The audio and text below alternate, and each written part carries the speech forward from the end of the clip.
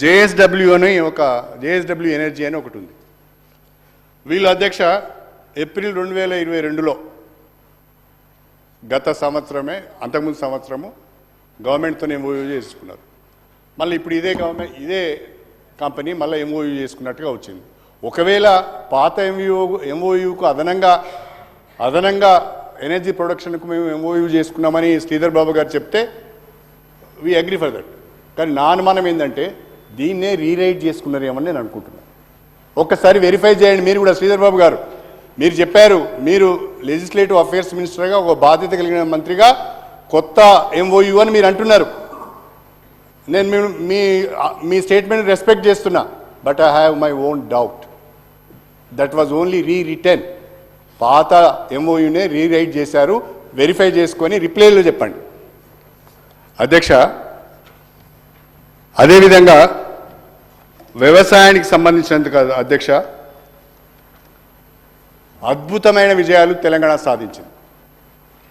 2014-15 నుండి 2022-23 వరకు ఈ 10 సంవత్సరాల కాలంలో బీఆర్ఎస్ ప్రభుత్వం యొక్క మొట్టమొదటి ప్రాధాన్యత వ్యవసాయం. రైతును రాజును చేయాలి, వ్యవసాయాన్ని పండుగ చేయాలనే ఆలోచనతోని అనేక ప్రోత్సాహకాలు ఇచ్చినాం అధ్యక్ష. దేశంలో ఎక్కడ లేని ప్రోత్సాహకాలు తెలంగాణలో ఇచ్చినాం. ప్రధానంగా మొట్టమొదటిగా రైతుల రుణమాఫీ చేసినాం 1,00,000 రూపాయలు. రెండో విడత కూడా మళ్ళీ 1,00,000 రూపాయలు రుణమాఫీ చేయాలనే ఆలోచన చేసి చాలా వరకు రుణమాఫీ చేసినాం. దేశంలో ఎక్కడ లేని విధంగా రైతు బంధు పథకాన్ని తీసుకువచ్చి ఎకరానికి సంవత్సరానికి 10,000 రూపాయల పెట్టుబడి సాయం ఇచ్చినాం. రైతు బీమా సౌకర్యం కల్పించాం. రైతు పండించిన పంటలను ప్రభుత్వమే నేరుగా ఐకేపీ సెంటర్ల ద్వారా కొనుగోలు చేసింది. 24 గంటల దేశంలోనే మొట్టమొదటి రాష్ట్రం 24 గంటలు ఉచితంగా వ్యవసాయానికి కరెంటును సరఫరా చేసినాం. రాష్ట్ర ప్రభుత్వం అంతేకాకుండా ఇన్కంప్లీట్ ప్రాజెక్ట్స్ అన్నిటి కూడా పూర్తి చేసి 2 పంటలకు సాగునీరు ఇచ్చినాం. దానికి ప్రకృతి కూడా సహకరించింది. భూగర్భ జలాలు పెరిగినాయి, ప్రకృతి సహకరించింది. బ్రహ్మాండమైన పంటలు జరిగినాయి. అయ్యా మీరు మాట్లాడే ముందు నేను మీకు ఒక సమాచారం చెప్తున్నా. మీ మంత్రులతోని తుమ్మల నాగేశ్వరరావు రాలేదు, మీ మంత్రులతోని క్రాస్ వెరిఫికేషన్ చేసుకోండి అధ్యక్ష. 2014-15లో పంటల సాగు విస్తీర్ణము 1,31,00,000 ఎకరాలు.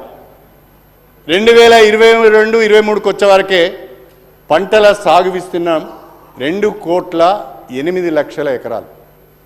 మీరు వెరిఫై చేసుకోండి, ఒట్టిగానే నన్నేదో ఇంటరప్ట్ చేయాలని మాట్లాడడం కాదు. అదేవిధంగా ప్యాడీ ప్రొడక్షన్ అధ్యక్ష, ఇది దాస్తే దాగేది కాదు. సివిల్ సప్లైస్ కార్పొరేషన్ వాళ్ళను వివరాలు అడిగినా ఇస్తారు.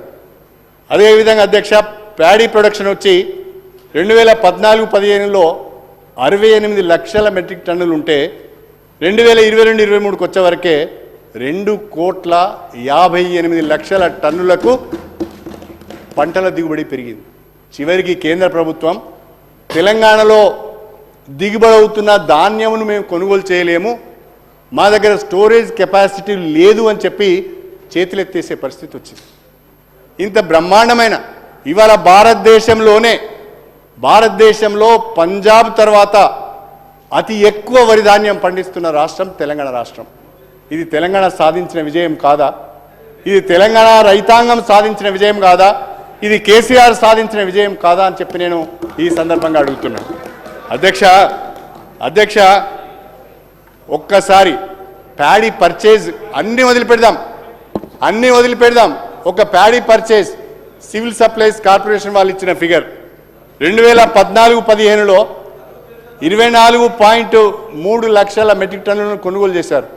కానీ 2020-21కు వచ్చేవరకే 1,41,00,000 మెట్రిక్ టన్నుల ప్యాడీని సివిల్ సప్లైస్ కార్పొరేషన్ కొన్నది. ఇంతకంటే నిరూపణ ఏం కావాలి? 600% ఎదుగుదల. భారతదేశంలోనే అత్యధిక పంటల దిగుబడి సాధిస్తున్న రాష్ట్రంగా తెలంగాణ ఒక రికార్డు సృష్టించింది. వ్యవసాయం చిన్న భిన్నమైందని మాట్లాడుతున్నారు. మొన్న చాలా సందర్భాలలో నేను విన్నాను. మొన్న కూడా ముఖ్యమంత్రి గారి స్టేట్మెంట్ కూడా నేను విన్నాను. వారు ఏమన్నారు, డిసెంబర్ 9 నాడు ఇందిరమ్మ రాజ్యం రాష్ట్రంలో ఏర్పడబోతున్నది. నేను ముఖ్యమంత్రిగా ప్రమాణ స్వీకారం చేయబోతున్నాను. నా మొట్టమొదటి సంతకం 2 లక్షల రైతుల రుణమాఫీ పైన ఉంటుంది అని చెప్పి ముఖ్యమంత్రి గారు చేసిన ప్రకటన అధ్యక్ష, నాది కాదు అది. ఎన్నడూ చేసిండి ఈ ప్రకటన? ఎన్నికలకు ముందు. డిసెంబర్ 9 పోయింది అధ్యక్ష, 2 నెలలు అయింది. తర్వాత ఇంకో మాట అన్నారు, ఎవరి దగ్గరనైతే రుణాలు లేవో, ఎవరైతే ఇప్పటి వరకు బ్యాంకులకు పోయి రుణాలు తెచ్చుకోలేదో అర్జెంటుగా బ్యాంకులకు వెళ్ళండి, 2 లక్షల రూపాయల రుణాలు తీసుకోండి అని చెప్పాడు. ఆ వీడియో కూడా మీ దగ్గర ఉన్నది అధ్యక్ష, అందరికీ సభ్యులందరికీ కూడా తెలుసు. ఏం జరిగింది అధ్యక్ష?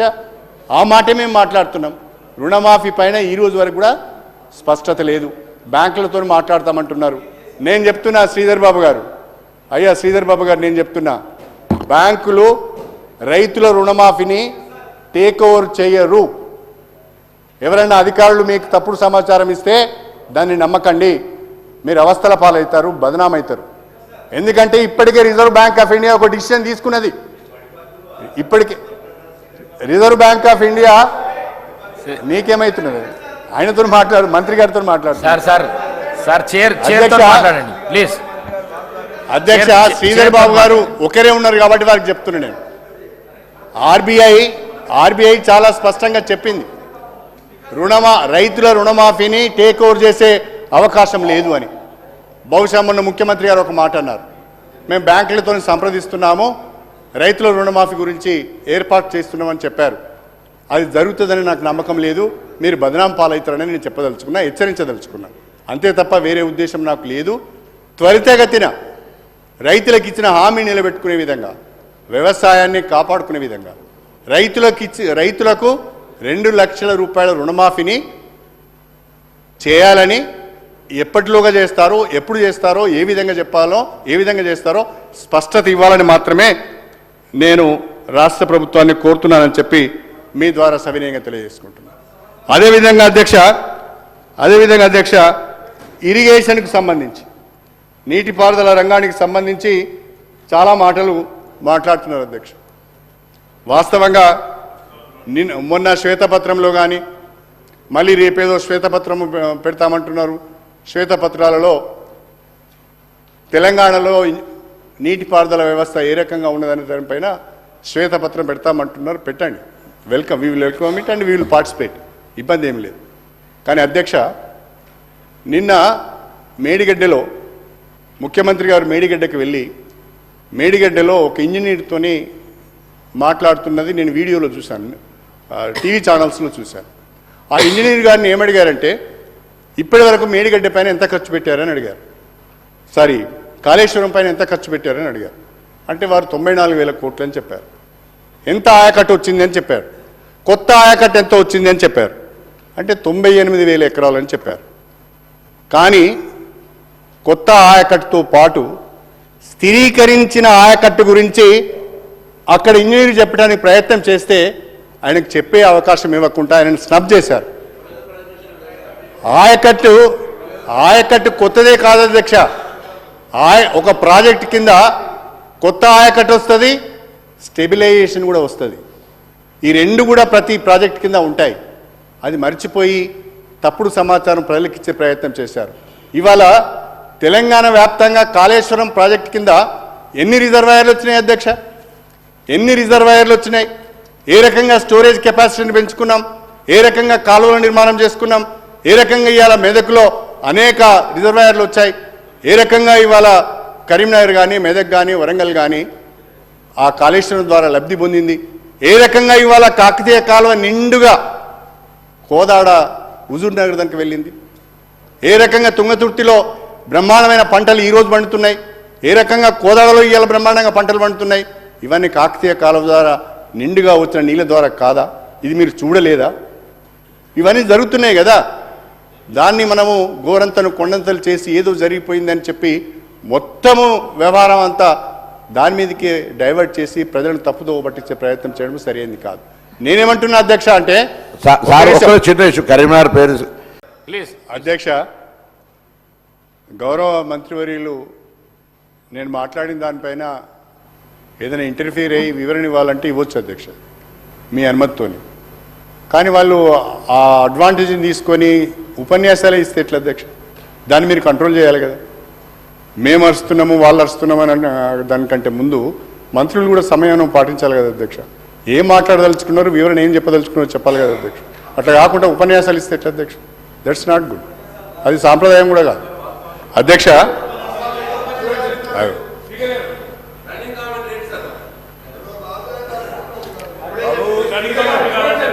అధ్యక్ష అధ్యక్ష 1,25,00,000 ఎకరాలకు సాగునీటి సౌకర్యం కల్పించాలని చెప్పి నీటిపారుదల శాఖకు ప్రాధాన్యతనిచ్చి ఈ 10 సంవత్సరాలలో 1,36,000 కోట్ల రూపాయలు నీటిపారుదల రంగం పైన ఖర్చు చేయడం జరిగింది. మిషన్ కాకతీయ ద్వారా కానీ ఆన్గోయింగ్ ప్రాజెక్ట్స్ను పూర్తి చేసుకోవడం ద్వారా కానీ వాగుల పైన చెక్ డ్యామ్ల నిర్మాణం వల్ల కానీ బ్రహ్మాండంగా నీటిపారుదల వ్యవస్థ మెరుగుపడ్డది. భూగర్భ జలాలు కూడా గణనీయంగా పెరిగినాయి. అందుకనే 2 పంటలకు సాగునీరు ఇచ్చాం. ఎస్ అధ్యక్ష, మేడిగడ్డ వద్దకు నిన్న ముఖ్యమంత్రి గారు, మంత్రులు, ఎమ్మెల్యేలు కూడా వెళ్ళారు, చూశారు. అది చాలా బాధాకరమే. ఆ మేడిగడ్డ బరాజ్ కుంగడం అనేది చాలా బాధాకరం, విచారకరం. బాధ్యులు ఎవరైనా విచారణ జరిపించండి, వాళ్ళపైన చర్య తీసుకోండి, మాకేం అభ్యంతరం లేదు. ఏ సార్ ఇది?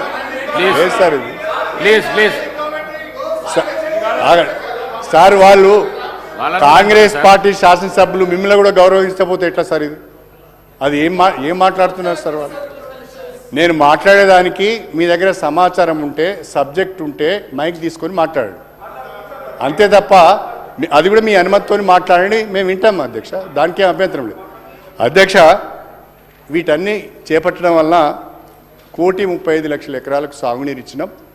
బ్రహ్మాండంగా పంటల విస్తీర్ణం పెరిగింది, పంటల దిగుబడి కూడా పెరిగింది. అయితే ఒకే ఒక్క పాయింట్, మేడిగడ్డకు సంబంధించి కాళేశ్వరం ప్రాజెక్టులో అనేక కాంపోనెంట్స్ ఉన్నాయి అధ్యక్ష. బ్యారేజెస్ ఉన్నాయి, రిజర్వాయర్స్ ఉన్నాయి, పంప్ హౌసెస్ ఉన్నాయి, కెనాల్స్ ఉన్నాయి, సబ్ స్టేషన్స్ ఉన్నాయి. దాంట్లో ఒక కాంపోనెంటు మేడిగడ్డ. ఆ మేడిగడ్డలో 2 పిల్లర్స్ 3 పిల్లర్స్ కుంగిపోయినాయి అధ్యక్ష. పగుళ్ళు వచ్చినాయి, వారు చూశారు, మీడియాలో కూడా చాలా స్పష్టంగా కనిపిస్తున్నారు. దానిపైన మీరు సమగ్రమైన విచారణ జరిపించండి, బాధ్యులు ఎవరైనా వాళ్ళపైన చర్యలు తీసుకోండి, మాకేం అభ్యంతరం లేదు. కాకపోతే తెలంగాణ రైతాంగం తరఫున నాది ఒక విజ్ఞప్తి ఉన్నది. రేపు మళ్ళీ జూన్ జూలైలో వర్షాలు వస్తాయి అధ్యక్ష. గోదావరికి వరదలు వస్తాయి. వరదలు వచ్చే లోపట మీరు నిపుణులతో సంప్రదించి ఏదైతే 3 పిల్లర్లో 4 పిల్లర్లో 2 పిల్లర్లో 1 పిల్లర్లో ఎంత పోర్షన్ అయితే ఆ బరాజ్ డ్యామేజ్ అయిందో దానికి ముందట కాపర్ డ్యామ్ నిర్మించి ఆ డ్యామేజ్ విచారణ చేయండి. చెప్తున్నాం కదండి, విచారణ చేయించుకోమని చెప్తున్నాం. ప్లీజ్ అనిల్ గారు ప్లీజ్ ప్లీజ్ ప్లీజ్. అయితే అధ్యక్ష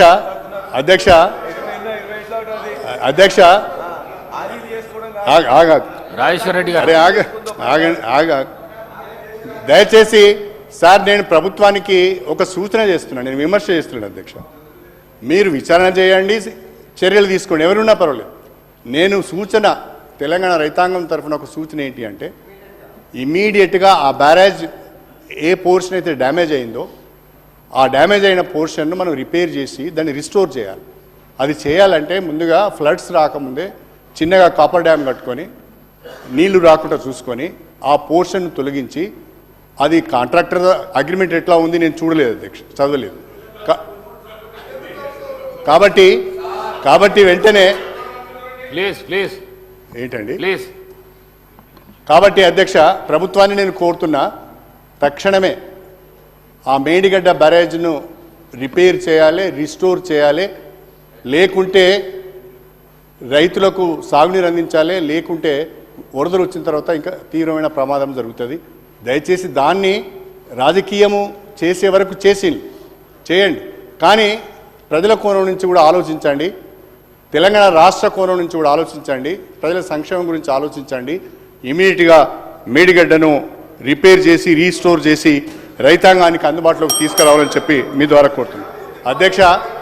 అధ్యక్ష దాదాపు నేను మాట్లాడింది 30 నిమిషాలే, మీరు రికార్డు చూడండి, మొత్తం వాళ్ళే మాట్లాడింది, ఇది మాట్లాడింది చాలా తక్కువ.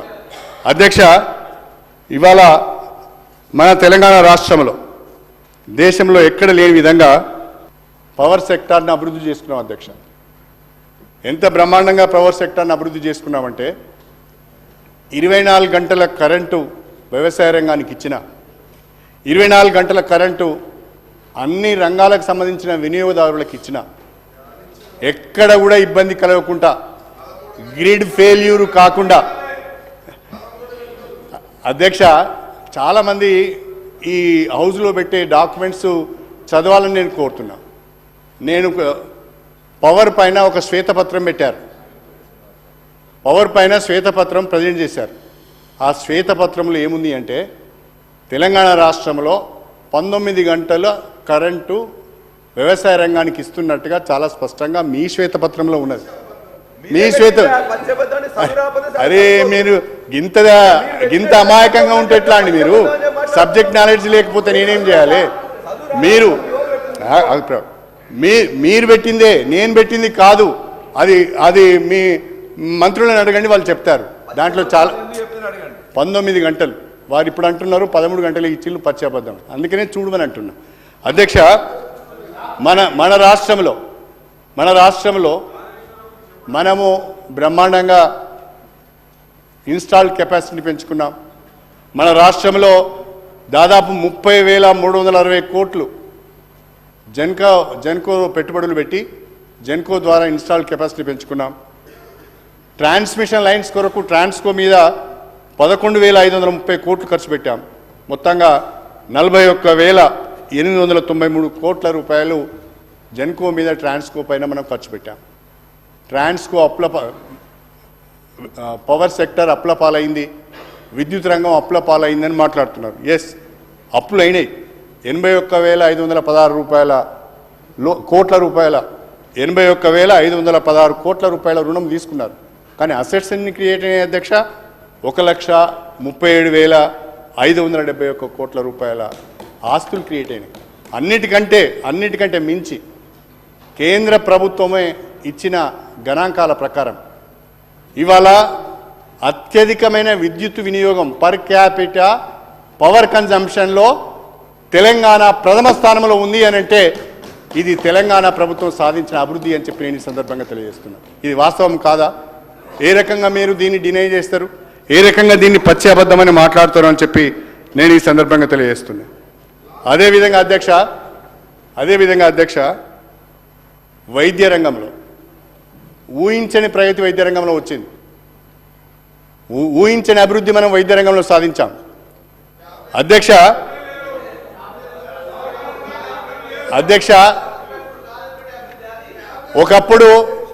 ఒకప్పుడు మెడికల్ ఇండికేటర్స్లలో, హెల్త్ ఇండికేటర్స్లో రాష్ట్రం 28వ స్థానంలో ఉండేది. అధ్యక్ష, హెల్త్ ఇండికేటర్స్లో ఒకప్పుడు రాష్ట్రము 28వ స్థానంలో ఉండేది.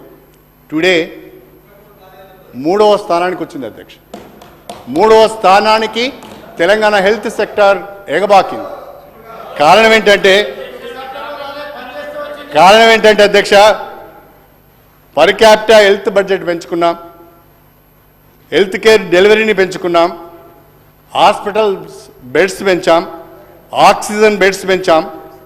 మెడికల్ కాలేజెస్ అయితే అధ్యక్ష ఒకప్పుడు గవర్నమెంట్ కాలేజెస్ 5 ఉంటే ఇప్పుడు 29 మెడికల్ కాలేజెస్ ఉన్నాయి. అధ్యక్ష 29 అంటే కొత్తగా 24 మెడికల్ కాలేజెస్ తెలంగాణలో వచ్చాయి.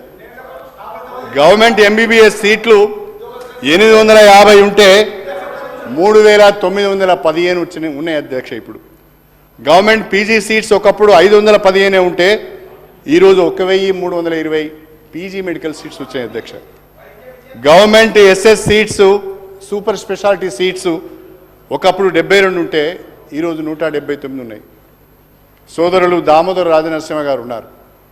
వారు చెప్పేటప్పుడు చెప్పాలి, ఇప్పుడు నేను చెప్పే అంకెలు తప్ప అని. నేను ఇచ్చిన అంకెలు తప్పనైతే వారు రిప్లైలో చెప్పొచ్చు, నాకు అభ్యంతరం లేదు అని చెప్పి ఈ సందర్భం గుర్తు చేస్తున్నా. ఇవాళ డయాలిసిస్ సెంటర్ 82 ఏర్పాటు చేసినాం, ఐసీయూ సెంటర్లు 80, అదేవిధంగా blood banks 56, MCH centres 28, government డెలివరీస్ను 30% నుంచి 70%కి పెంచినాము, వ్యాక్సినేషన్ 100% చేసినాము, మెటర్నిటీ రేటును 92 నుంచి 43కి తగ్గించాము, ఇన్ఫాంట్ మోర్టాలిటీ రేటును 39 నుంచి 21కి మార్చాము. ఆ రకంగా నీతి ఆయోగ్ ర్యాంకు ఇప్పుడు 3వ స్థానానికి చేరుకున్నాం. ఇది తెలంగాణ హెల్త్ సెక్టార్ సాధించిన ప్రగతి అని చెప్పి నేను ఈ సందర్భంగా మీ అందరికీ కూడా సవినయంగా తెలియజేసుకుంటున్నా. అధ్యక్ష, ప్రధానంగా కాంగ్రెస్ పార్టీ పైన, కాంగ్రెస్ పార్టీ ఎక్కువగా ఎస్సీ ఎస్టీ బీసీ మైనారిటీ మహిళ ఈ సెక్టార్లకు మేము బ్రహ్మాండంగా సంక్షేమ కార్యక్రమాలు చేపడతాం. మా 6 గ్యారంటీలు, మా అభయహస్తం, మా డిక్లరేషన్స్ అన్నీ కూడా వాళ్ళ ఆర్థిక సామాజిక అభివృద్ధి కొరకే ఉద్దేశించబడినవి అని చెప్పి చాలా బ్రహ్మాండంగా చెప్పింది అధ్యక్ష. చాలా సంతోషం అధ్యక్ష, కాదనేది ఏమి లేదు. కానీ ఎస్సీ ఎస్టీ బీసీ మైనారిటీ మహిళ యువత వీళ్ళ సంక్షేమానికి సంబంధించిన కేటాయింపులు చూస్తే చాలా బాధాకరంగా ఉన్నాయి. ఉదాహరణకు అధ్యక్ష, ఒక ఎగ్జాంపుల్, ఎందుకంటే మాటి మాటికి డిస్టర్బెన్స్ చేస్తున్నారు కాబట్టి ఒక మాట చెప్తున్నారు అధ్యక్ష. మేనిఫెస్టోలో ఒక మాట చెప్పారు అధ్యక్ష, యువతకు నిరుద్యోగ భృతి కింద నెలకు 4,000 రూపాయలు ఇస్తామని చెప్పారు. అదేవిధంగా ప్రియాంక గాంధీ గారు ప్లీజ్ అధ్యక్ష, ప్రియాంక గాంధీ గారు కాంగ్రెస్ పార్టీ నిర్వహించిన సరూర్ నగర్లో నిర్వహించిన యూత్ డిక్లరేషన్లో పాల్గొంటూ నిరుద్యోగులకు నెలకు 4,000 రూపాయల భృతి ఇస్తామని చెప్పారు. దాన్ని ఊసే లేదు అధ్యక్ష, దాన్ని మర్చిపోయారు అధ్యక్ష. యువత కొరకు 2 లక్షల ఉద్యోగాలు ఇస్తాం, జాబ్ క్యాలెండర్ను ప్రకటిస్తామని చెప్పారు. జాబ్ క్యాలెండర్ ఊసే లేదు అధ్యక్ష. ఎస్సీ ఎస్టీలకు డాక్టర్ బిఆర్ అంబేద్కర్ అభయహస్తం పేరిట, మేము అంతకుముందు దళిత బంధం అన్న అధ్యక్ష, దాన్ని పేరు మార్చి డాక్టర్ బిఆర్ అంబేద్కర్ అభయహస్తం పేరిట 12 లక్షల రూపాయల ఆర్థిక సహాయం చేస్తాం, వాళ్ళ కాళ్ళపైన వాళ్ళు నిలబడే విధంగా చూస్తామని చెప్పారు. బడ్జెట్లో దాని ప్రస్తావన లేదు అధ్యక్ష.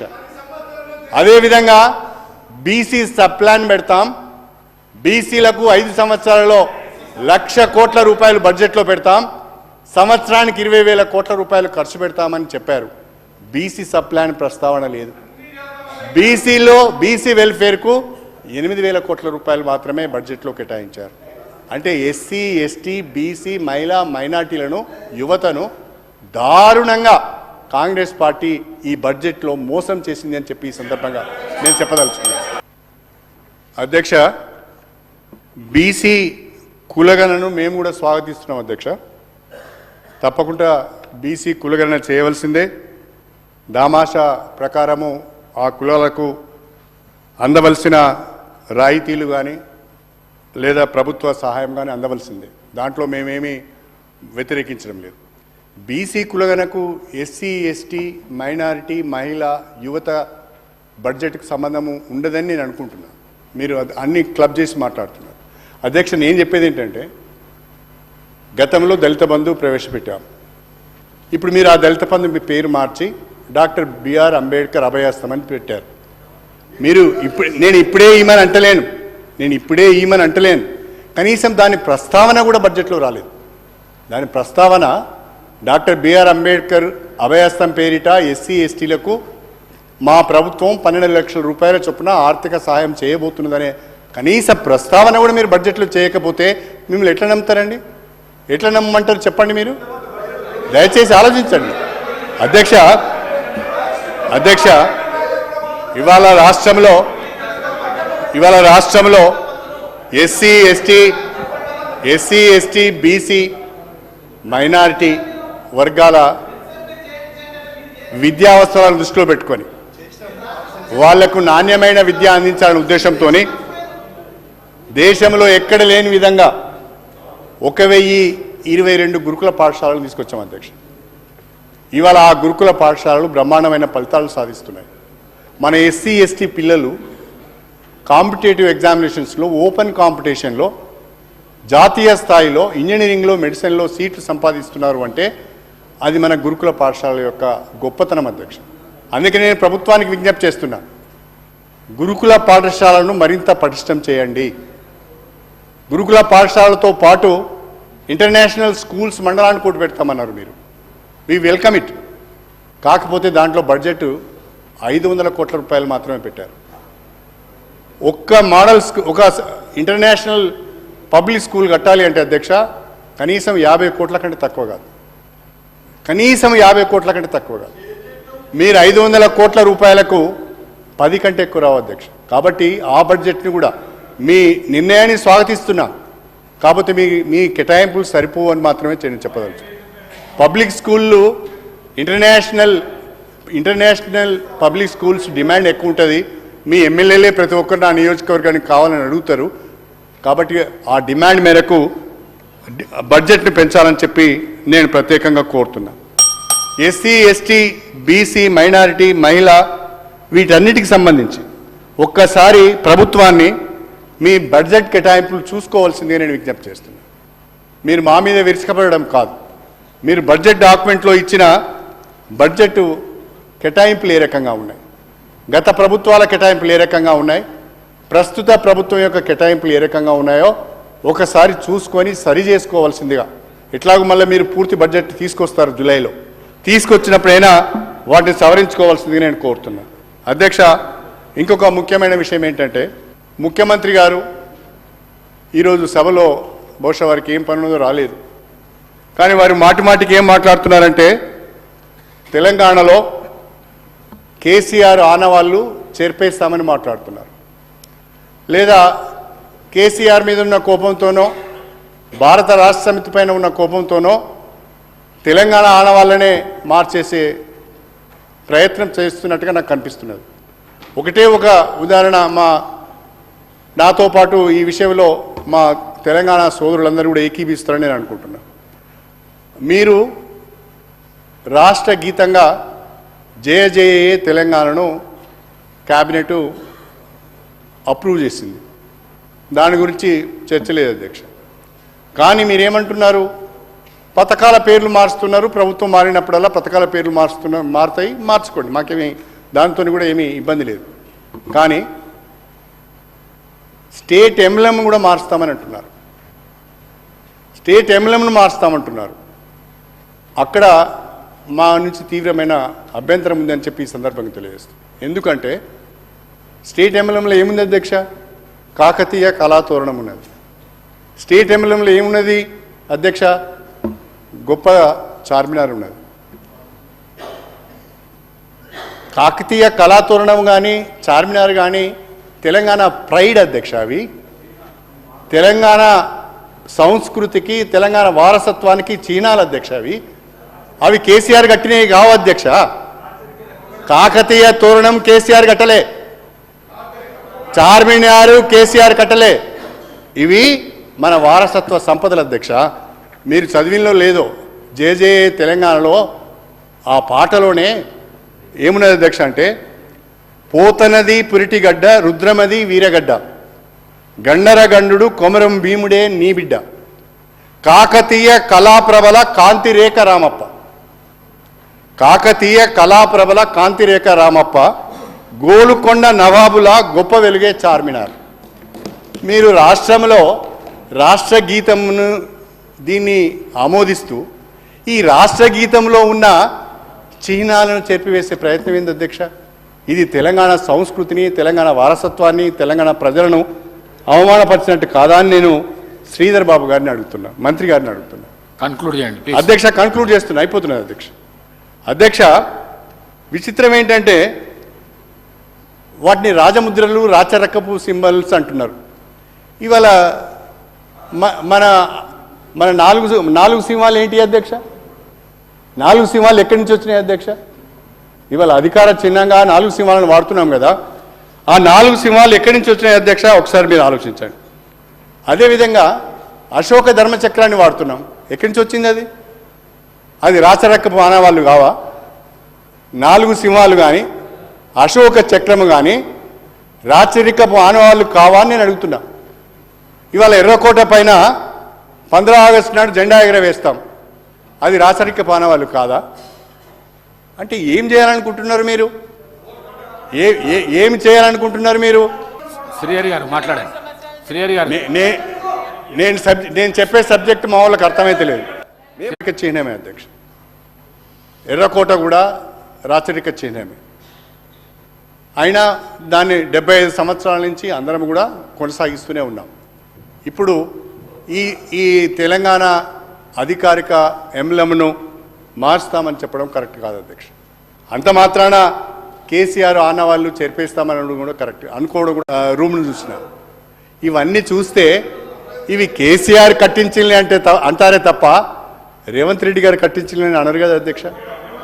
కేసీఆర్ ఆనవాళ్ళు ఎట్లా చేర్పేస్తారు అధ్యక్ష? మీరు కేసీఆర్ ఆనవాళ్ళు ఎట్లా చేర్పేస్తారని మీరు అంటున్నా అధ్యక్ష. నేను చివరిగా కన్క్లూడ్ చేస్తున్నా అధ్యక్ష. భారత రాష్ట్ర సమితి మీద ఉన్న కోపంతోనో, కేసీఆర్ మీద ఉన్న కోపంతోనో, లేకుంటే కేసీఆర్ ఆనవాళ్ళు చెరిపేయాలనే తపనతోని తెలంగాణను అవమానపరచకండి, తెలంగాణ అస్తిత్వాన్ని అవమానపరచకండి, కాకతీయుల రాజులను గౌరవించండి. సార్ ఇవాళ లక్నవరం, రామప్ప, పాకాల, గణపురం చెరువులు మాకు కాకతీయులు ఇచ్చిన ప్రసాదం అధ్యక్ష. వరంగల్ జిల్లా కేంద్రంగా కాళేశ్వరం నువ్వు లేవు పుట్టలేదు తమ్మి, ఎందుకు అనవసరం ముచ్చట అధ్యక్ష. కాకతీయులు తెలంగాణలో వ్యవసాయ రంగాన్ని, నీటిపారుదల రంగాన్ని గణనీయంగా అభివృద్ధి చేసిండు. బ్రహ్మాండమైన సరస్సులు కట్టిండ్లు, బ్రహ్మాండంగా గొలుసు కట్టు చెరువులు కట్టిండ్లు, బ్రహ్మాండంగా వ్యవసాయాన్ని అభివృద్ధి చేసింది. కాకతీయులు గొప్ప రాజులు. ఆ కాకతీయుల రాజుల వల్లనే ఇప్పటికి మన చెరువులు ఉన్నాయి, ఇప్పటికీ మన నీటిపారుదల వ్యవస్థ ఉన్నది. ఆ మహానుభావులు కట్టిన ఆ కాకతీయ కళాతోరణాన్ని మీరు తీసేస్తామంటే ఇది సబబా అని నేను అడుగుతున్నా. ఇది ప్రజలను అవమానించినట్టుగా కాదా అని నేను అడుగుతున్నా. చార్మినార్ ఎందుకు కట్టిన అధ్యక్ష? బహుశా చాలా మందికి తెలియదు. చార్మినార్ ఎందుకు కట్టినంటే అధ్యక్ష, హైదరాబాద్ మహానగరంలో, అరే వినండి అయ్యా బాబు, తెలుసుకోకపోతే తెలుసుకోండి. హైదరాబాద్ మహానగరంలో కలరా వచ్చింది అధ్యక్ష. హైదరాబాద్ మహానగరంలో కలరా వచ్చింది. ఆ కలరా వచ్చిన సందర్భంగా ఉపాధి లేకుండా పోయింది. అనేక మంది కూలీలకు ఉపాధి కల్పించాలనే ఉద్దేశంతో కలరా వ్యాధి సందర్భంగా చనిపోయిన వాళ్లకు చిహ్నంగా చార్మినార్ కట్టిన అధ్యక్ష. దాన్ని కూడా తీసేస్తామంటున్నారు. ఇది విచిత్రం అధ్యక్ష, ఇది మంచి పద్ధతి కాదు. నేను కాంగ్రెస్ ప్రభుత్వానికి విజ్ఞప్తి చేస్తున్నా, మీరు ఇచ్చిన 6 గ్యారెంటీలు, అభయస్తములో మీరు ఇచ్చిన హామీలు, మీరు మేనిఫెస్టోలో ఇచ్చిన అనేక హామీలు, మొత్తంగా 420 హామీలను ప్రజలకు ఇచ్చారు. ఆ హామీలను నిలబెట్టుకునే విధంగా, ఆ హామీలను నెరవేర్చే విధంగా ఆర్థిక వనరులను సమీకరించుకొని ప్రజలకు మేలు చేసే ప్రయత్నం చేయండి. మీ సమయాన్ని ప్రతిపక్షం పైన దాడి చేయడానికో, భారత రాష్ట్ర సమితిని నిందించడానికో, కేసీఆర్ ఆనవాళ్ళు తెరిపేయటానికో వెచ్చించకండి. తద్వారా తెలంగాణకు అన్యాయం చేయకండి అని చెప్పి ఈ సందర్భంగా వాళ్ళకి హితవు చెప్తూ మీరు నాకు ఈ సమయాన్ని ధన్యవాదాలు తెలుపుకుంటూ సెలవు తీసుకుంటాను. రాజగోపాల్ రెడ్డి గారు.